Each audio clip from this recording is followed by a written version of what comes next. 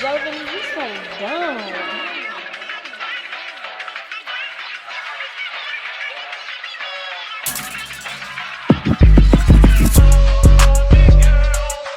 Hey y'all, so for this video, you're gonna need tweezers, wax stick, heat protectants, pretty optional, a towel, a comb, a hot comb, your wig, as well as a mannequin head. That's pretty optional. A paper towel or anything white cloth, any white cloth, because I already have that on my mannequin head.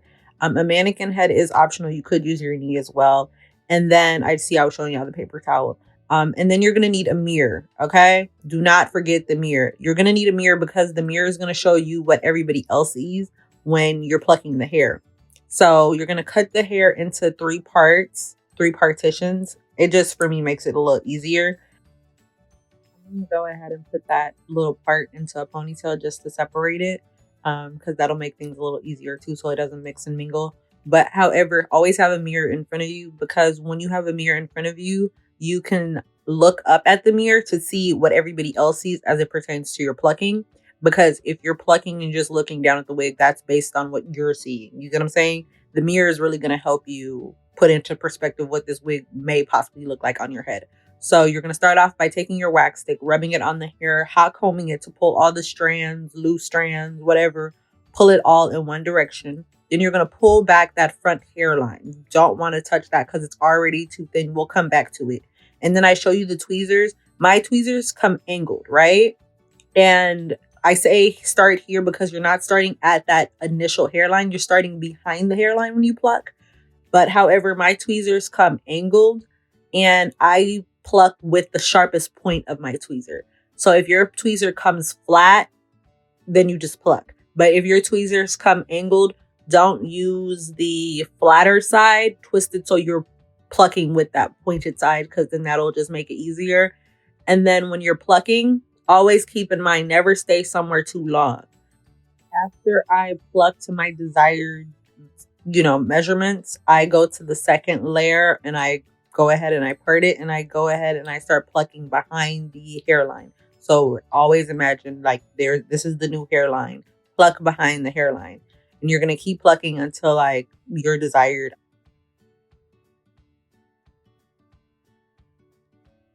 I'm going to show you guys the result that I was going for. It all depends on the results that you're going for when it comes to plucking. The rule of thumb to always think about when you're plucking is you can always continue to pluck, but you can never add the hair back once it's pre-plucked. I mean, yes, you can, but you'd have to like sew it on. So I'm showing you guys the little bumps. That just lets me know the hair is not flat enough. And obviously it's not, because I only plucked the back of it. Now I'm moving my way to the hairline itself, and I'm plucking that hairline itself.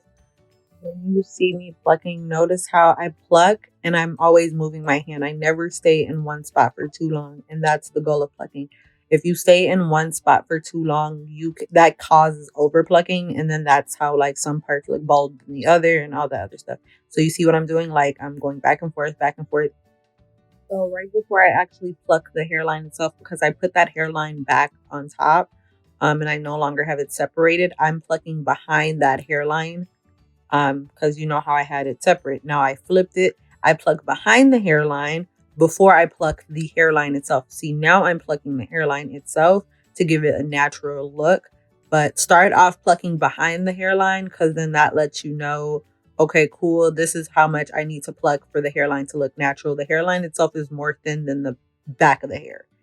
Always keep that in mind. Like the back of the hair has more hair. So pluck that. And when you're done plucking the back of the hair, if it still looks bulky, then keep going.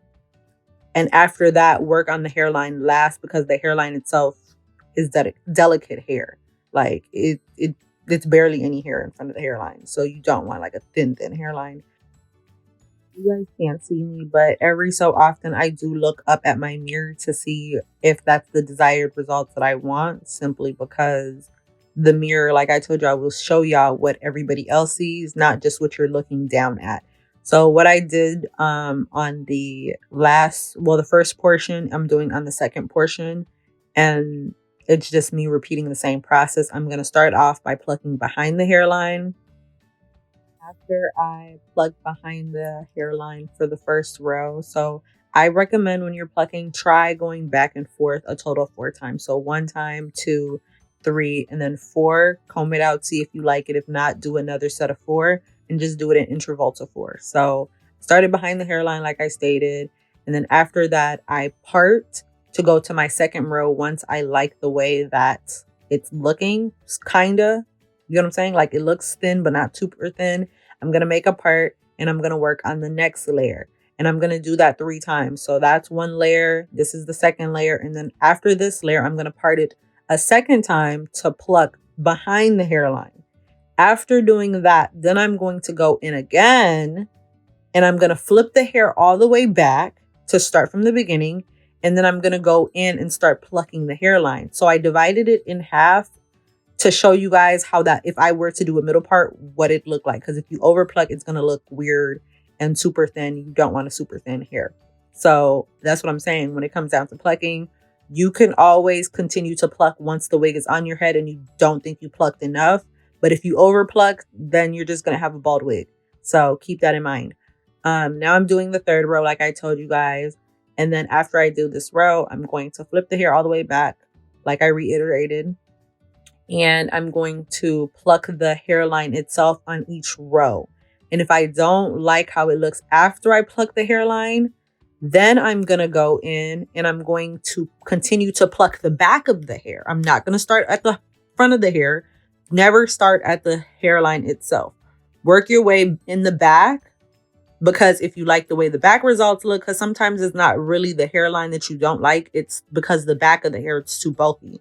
So if I like it, then I leave it. If I don't like it, I go back. Step 1, starting off behind the hairline.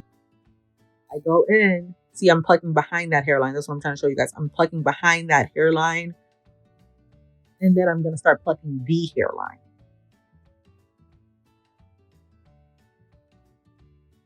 When I pluck, I don't really have a method to my plucking. I just pluck like a mad woman. But I keep going back and forth. Like I never stay in one spot. The only time I will purposely avoid a section is if I notice that one side, like that one, it looks a little more bald than the rest.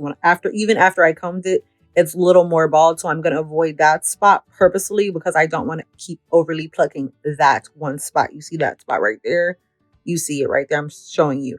So now I'm avoiding it purposely because I don't want that place to be overly plucked. But for the most part, see, I'm showing you guys the tweezer like it's angled. And I'm using that pointed part.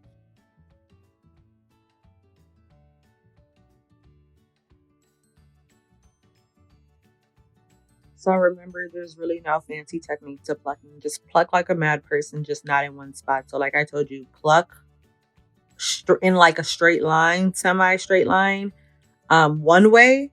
And then you're going to pluck the other way, like I'm doing, and then you're going to pluck the other way, and then you're going to pluck the other way. So you're going to go back and forth 4 times. You could do it as slow as you want or as fast as you want. I do it pretty fast because, like, for the most part, I've been doing it for a while. But 4 times in all, back and forth. And if you don't like how it looks after the 4 rounds, go in with another set of 4 rounds. And if you think 4 rounds may cause overplucking, sometimes it's okay to just go in with 1 more additional round or adding 2 additional rounds. I'm spraying water on the hair. That's one thing I did forget to mention. So you're just going to need water. I put it in a spray bottle. You don't need it in a spray bottle. I don't like the hair to be drenched wet. I just liked it to be a little damp. And I'm showing you guys the track because obviously it looks bumpy because of that track that's there. Not all wigs have that. It really depends on the vendor you get your wig from. So as you can see from all the touch-ups that I do, I always plug behind the hairline. And this is my final result. One side does look a little more sad than the other simply because I did get tired. Baby, if you get tired, just put the wig down and do it tomorrow. Don't be lazy like me. But for the most part, you shouldn't be plucking no hair that's not bleached, for the record. So first step to a good wig is to bleach the knots. Okay? Okay, cool. I hope this really helped. I hope y'all like it. And yeah.